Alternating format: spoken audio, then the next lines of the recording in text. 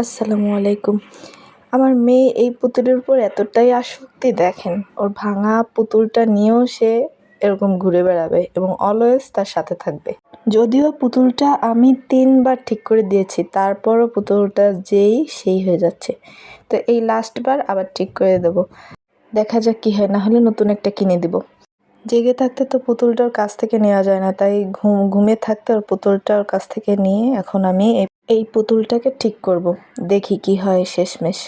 যদিও নতুন একটা কিনে দেওয়া যায়, তারপরও কিনে দিলে হবে কি, ও না ২ বার এইটাকে ভিজাইতে গেছে, তো এমনিতেই নষ্ট হয়ে যাবে।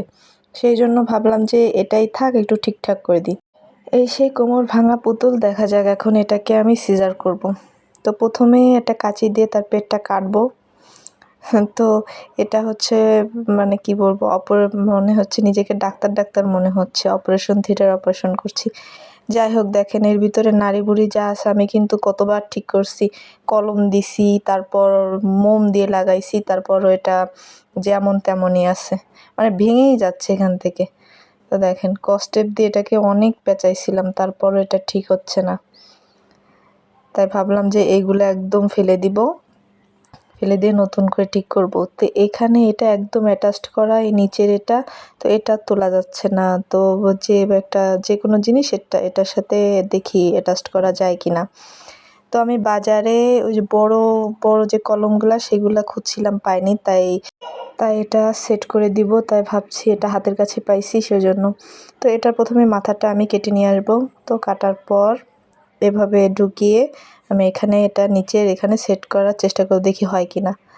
বাহ, এই যে সুন্দর হয়ে গেছে। এখন ওটাকে শক্তভাবে করার জন্য আমি একটু আগুনের তাপ দিয়ে একটু গলিয়ে নিয়ে, যেহেতু প্লাস্টিক তো, গলিয়ে নিয়ে একটু কাঁচির মাথা দিয়ে এটাকে একটু চেপে দিচ্ছি যাতে এটা লেগে যায়। তারপরও এটা বেশি শক্ত করার জন্য আমি এখানে ইলাস্টিকও ব্যবহার করব। তো ইলাস্টিক এখানে আমি এই যে চিকন করে কেটে নিয়েছি।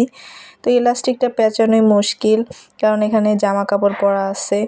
পুতুলটা জামা কাপড় খোলা থাকলে সুন্দরভাবে পেঁচানো যেত। অনেক কষ্টে ইলাস্টিকটা পেঁচিয়ে নিলাম এবং এখানে আমি এক পাটের দুই ভাগ করা ইলাস্টিকটা ব্যবহার করেছি। খুব শক্তভাবে করার চেষ্টা করেছি যাতে আবার ভেঙে না যায়। তো এই যে ফাইনাল লুক। তো এবার আমি তার পেটটা এখন সেলাই করে দেব, মানে আমার সিজার করা কমপ্লিট।